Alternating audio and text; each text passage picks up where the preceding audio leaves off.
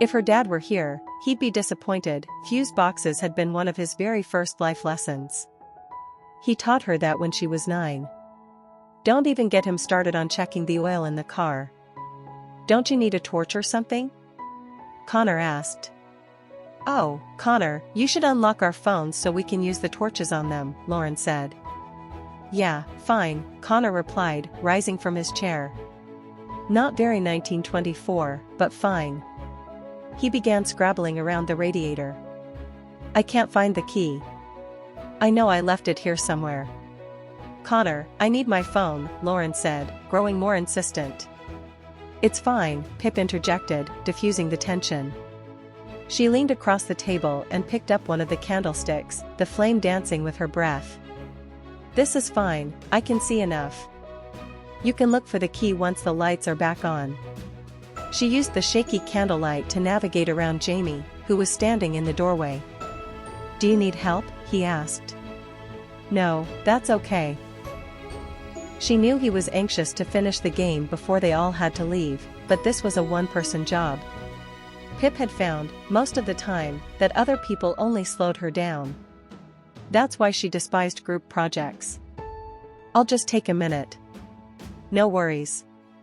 She'd never been down to the Reynolds' cellar before, but there was only one door it could be, the unlabeled one under the stairs, which played no part in the game. She lowered the candle to find the handle and grabbed it. The cold metal stung her skin. I think it's in the back left-hand corner, the Jamie-shaped outline called to her. Got it, she said, pulling the door open. It creaked loudly, the sound echoing through the dark hall, riding along her nerves. Get it together, Pip. It was just an old, rarely used door. Before her yawned an opening so impossibly dark that her eyes imagined it alive, shadows creeping out to seize her, to make her one of them. There had to be a staircase. She felt out with her foot until she found the top step, then slowly descended, losing her feet to the black.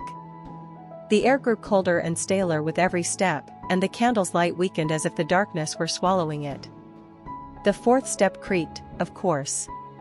Pip's heart spiked at the sound, though her head told her not to be ridiculous.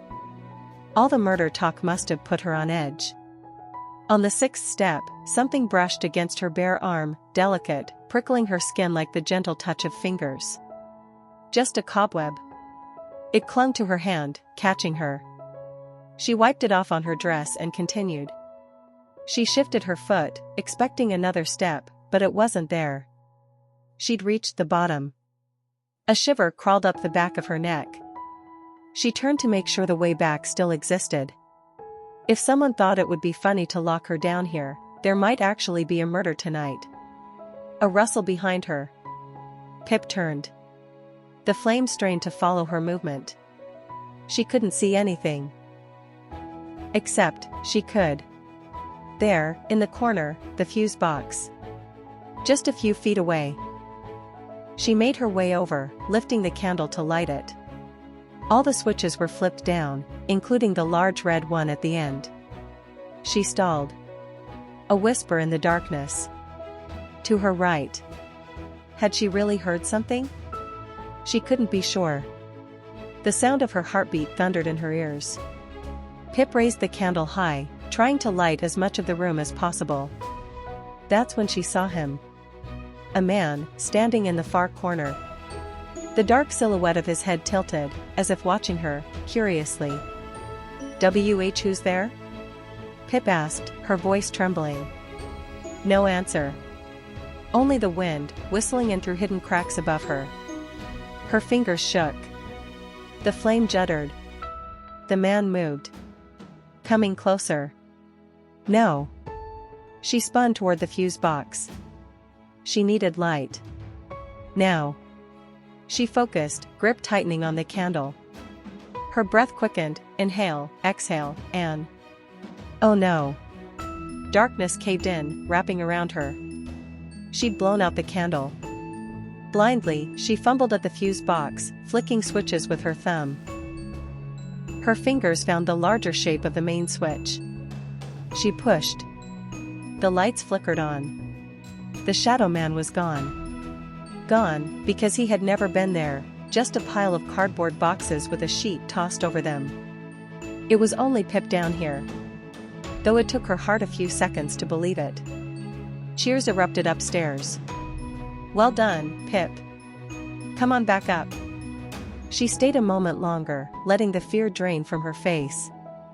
What had gotten into her? It was just a cellar, dusty and disorganized. But then again, why had the light been off down here in the first place? Candles in one hand, the other on the banister, she began climbing the stairs, avoiding the rest of the cobwebs. And then, something unexpected. An envelope tucked between two of the staircase posts, right at the creaky fourth step. It read, "A secret CLUE, just for you." Pip froze. The last few minutes might have been planned by Jamie Reynolds. A setup. Part of the game. Maybe he'd come down here earlier and flipped the switch off while everyone was waiting in the dining room. The whole thing had been a ruse, to get someone down here alone. And that someone had earned themselves a bonus clue. It was hers. Pip grinned, tearing it open and scanning the message. "Congratulations. This secret final clue is yours and yours alone. You do not have to share it with the group if you choose not to." Over the last few months, a doctor has been visiting Remy Manor regularly. No one knew about this at the time, not the family, nor the staff. The prognosis wasn't good. Reginald Remy had lung cancer. He wasn't expected to live much longer, certainly not to his 75th birthday. A couple of weeks ago, the doctor was paid a large sum to keep Reginald's condition a secret. Do what you will with this information. The world halted around Pip. The paper crumpled in her hands. Reginald had been dying. He'd known it. But he hadn't wanted anyone else to. This changed everything. The whole case. It all clicked, suspects reshuffling before her eyes. Jamie called for her again. "Coming," she said, folding the note and tucking it into her bra strap beneath the shoulder of her dress. She walked back into the dining room. Everyone was waiting. As she sat and placed the candlesticks on the table, she caught Jamie's eye and noticed the faint, secret smile playing on his lips. She gave a small nod. "Okay," Jamie said, slipping back into character as Inspector Howard Way. "Now it really is time for the truth. And time for you all to make your final guesses. Who is the murderer? Please turn to the last page in your booklets." The page read, "Well done, Celia Bourne. You have survived this night of murder, mystery, and mayhem. It's time to answer the ultimate question, who murdered Reginald Remy? The killer is blank, which had to be filled with the answer. Their motive is blank, which also had to be filled." Pip knew. She knew exactly who it was. Every piece had clicked into place.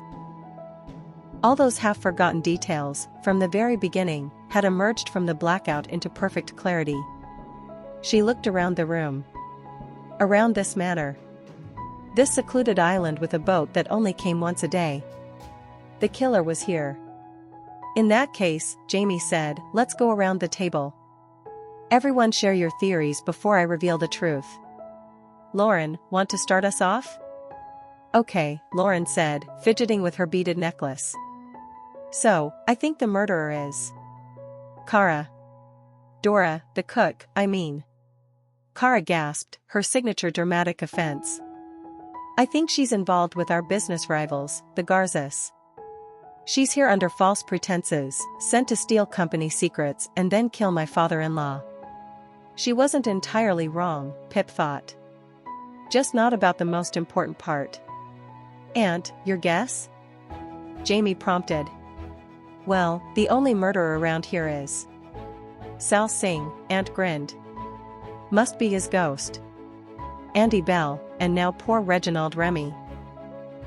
Kara shot him a warning look and attempted to kick him under the table. "Ouch, okay, I'm going to go for Pip. What's your name again?"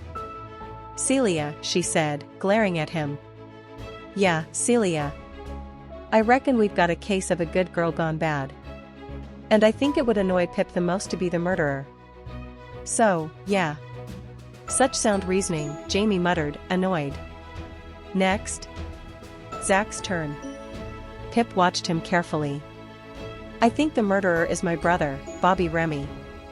Bobby never gave up gambling, and I think my mother found out about it.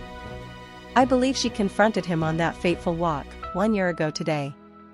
And I think my brother murdered her, pushed her off the cliff. Yes, Pip thought. Ralph had always suspected his brother of killing their mother. He's killed before, and I think he killed again, Zach continued. He knew my father was going to cut him out of the will, and he wanted that money. He's always seen my father as nothing more than a bank. That's why he tried to destroy the new will and stabbed our father through the heart. He paused, then added, oh, and that note about meeting before dinner? That was from Bobby to my wife, Lizzie. But that was just Bobby trying to give himself an alibi, so he could say he was with Lizzie at the time of the murder, even if she denied it. Wrong, Pip thought. That wasn't it, and that was the whole point.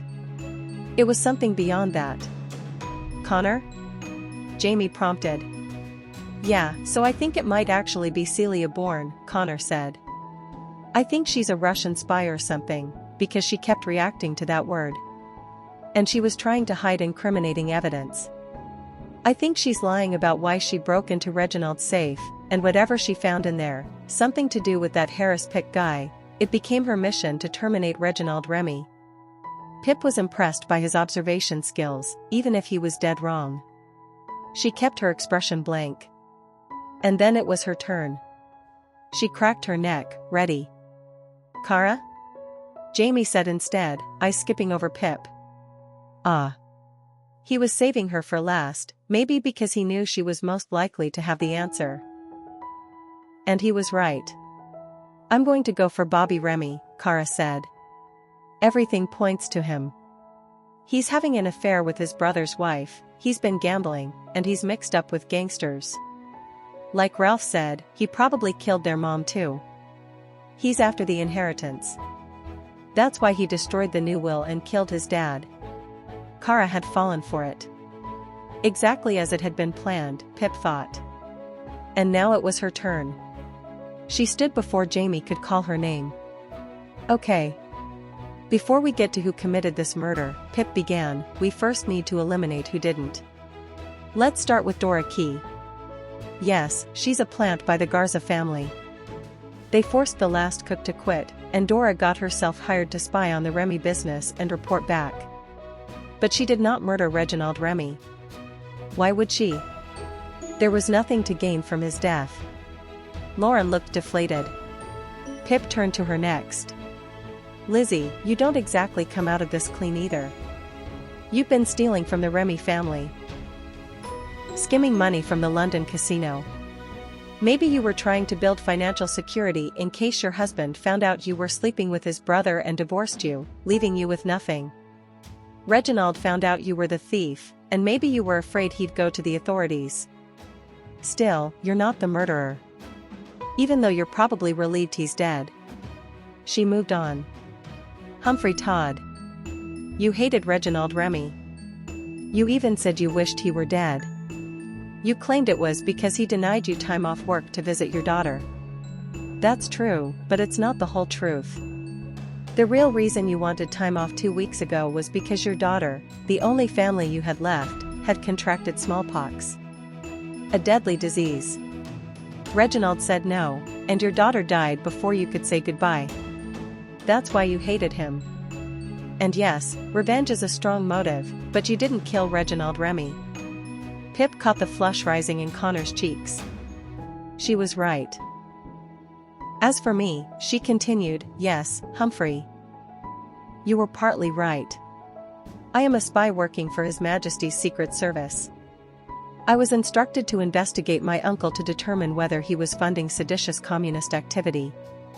Harris Pick is a known communist agitator. But I did not murder Reginald. My mission was misguided.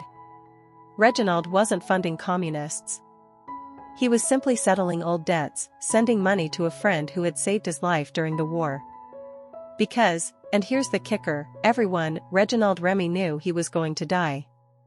What? Lauren and Aunt said together, the others staring. Pip pulled the secret clue from her dress and dropped it in the middle of the table.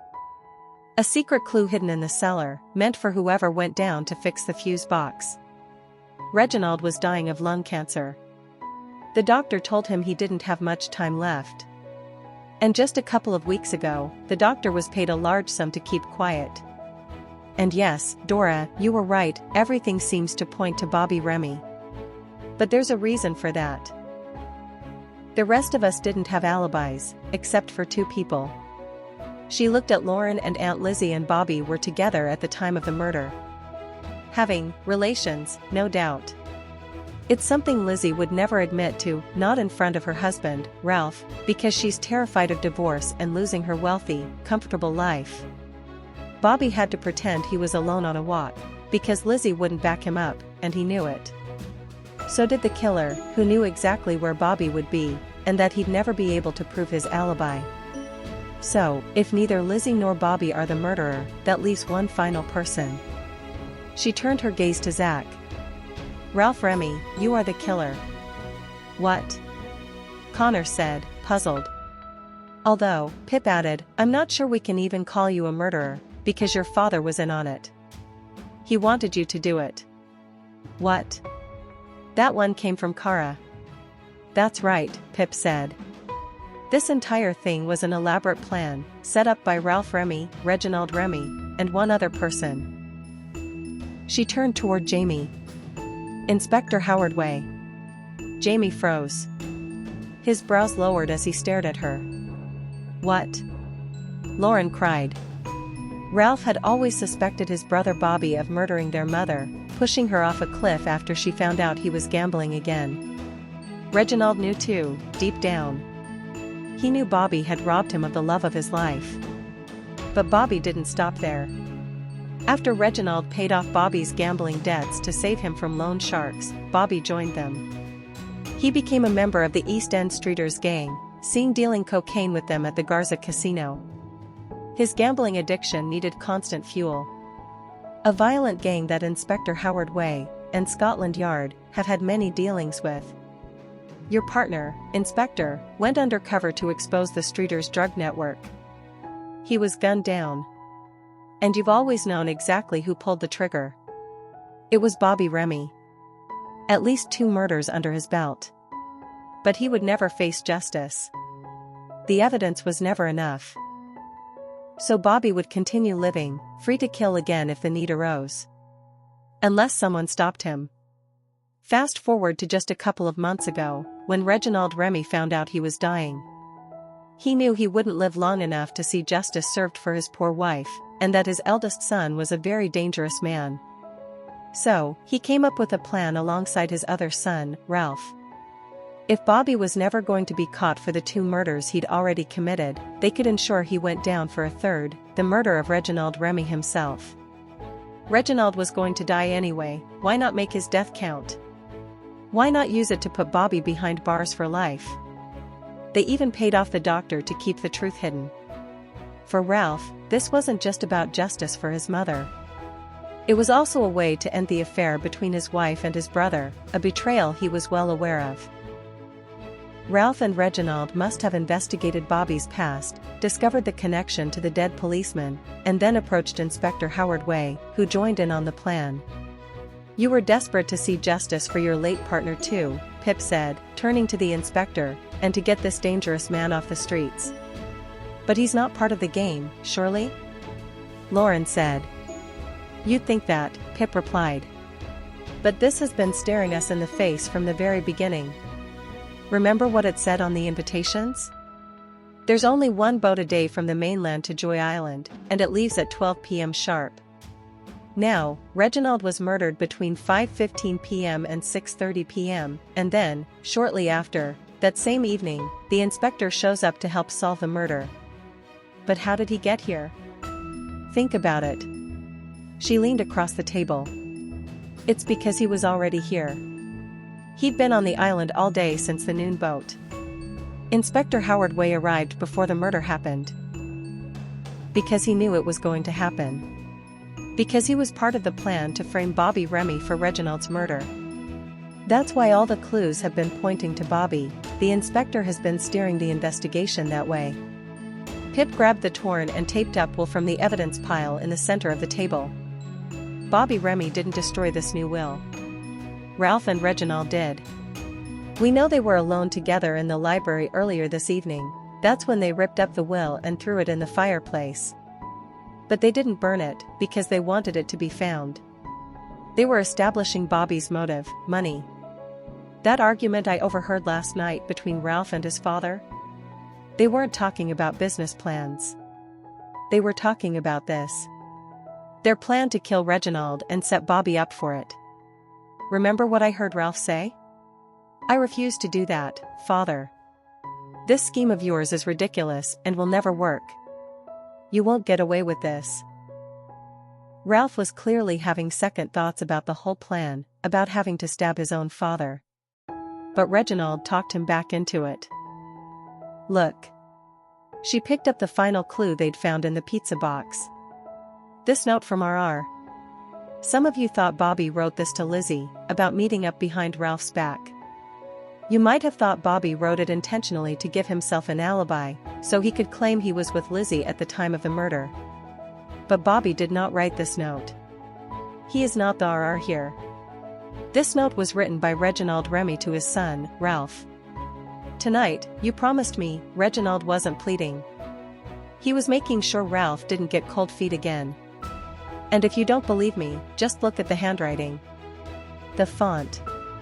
We have 100% confirmation that Bobby wrote the other RR note, the one to the cook about the carrot cake. Look at it, that one is printed in a different handwriting style than this one. Because they were written by two different people. And the handwriting in this note matches the writing on our original invitations, the ones Reginald sent out.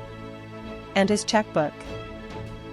The truth is, Reginald organized this entire weekend to orchestrate his own murder and frame his son, Bobby. He did it with the help of Ralph, who inflicted the fatal stab wound on his father's instruction, and Inspector Howard Way. Both of them had personal scores to settle with Bobby. Robert Bobby Remy is a murderer, yes, but he's not our murderer. This murder was committed by three conspirators, Ralph Remy, Reginald Remy himself, and Inspector Howard Way. Pip dropped the note, watching it glide slowly to the table as she caught her breath. It landed right in front of Zach, who gulped. Connor was the first to speak. Wow, he said, clapping his hands together, his jaw dropping as he stared at her. Just, wow. God, your brain is scary good, Kara laughed, the gasp this time real. Jamie finally moved, glancing down at his master booklet, open to the final page. That, he began, an uncertain crack in his voice, that's wrong. The trumpets blared. What? Pip stared at him. What do you mean that's wrong? That's not the answer, he said, eyes darting back and forth across the page. That's not what happened. It's Bobby. Bobby's the murderer. Yeah, baby. Aunt shouted, making Pip flinch. He stood up, raising his arms above his head in victory. I'm the killer. No, Pip said, forcing the word out through a tightening throat. But, it can't be. That's what it says here, Jamie said. It says Bobby murdered Reginald. Yes, you were right about him killing his mother last year, because she found out about his gambling. And Bobby was afraid his father would cut him off if he knew. This weekend, when Bobby learned about the new will, the one that excluded him, he murdered his father and destroyed the document, so he'd still get his massive inheritance. And that are our note from the pizza box?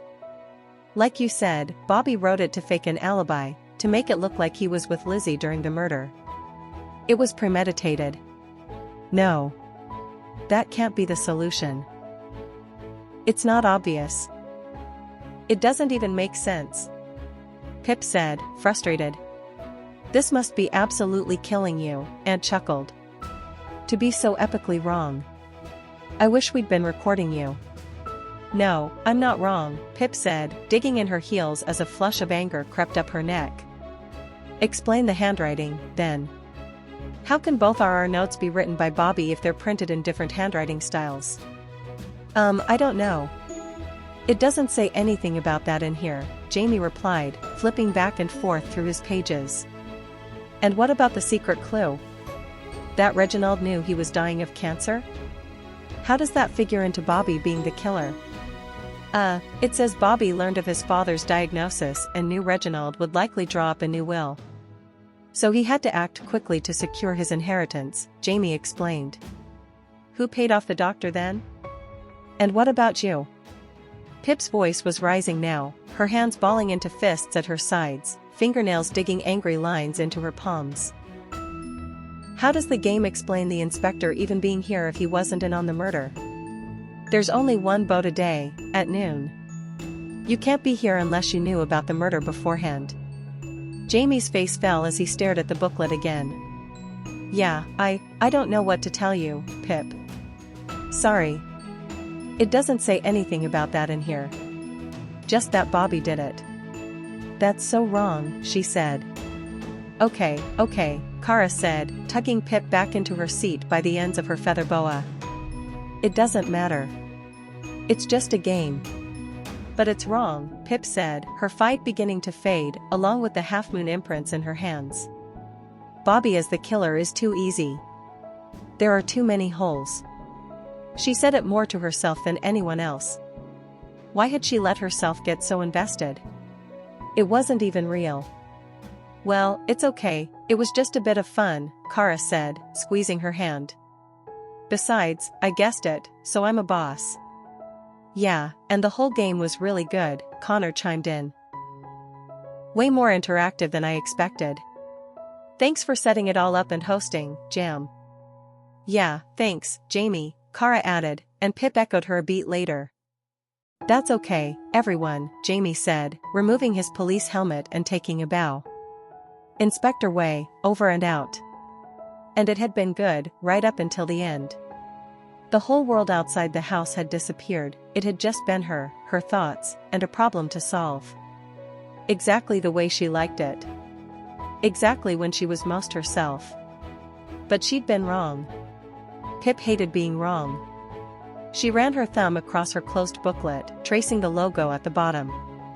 Then, with a quick, sharp movement, she made a small tear in the page, her quiet act of revenge, splitting the words, Killjoy. So, how was it?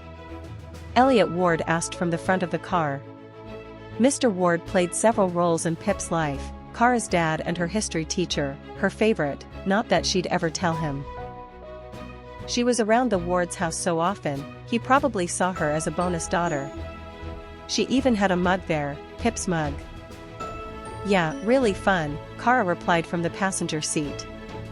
Pip's in a semi-sulk because she guessed it wrong. Ah, Pip, Mr. Ward said, glancing back at her and Zach in the rear seat. Probably something wrong with the game then, he teased with a grin. Oh my god, do not get her started, Kara groaned, licking her finger and starting to wipe away her wrinkles. I preferred your theory anyway, Zach said to Pip across the dark back seat. She gave him a closed-mouth smile. It wasn't his fault he hadn't been the murderer, or that the writers at Killjoy Games were, in her view, incompetent hacks.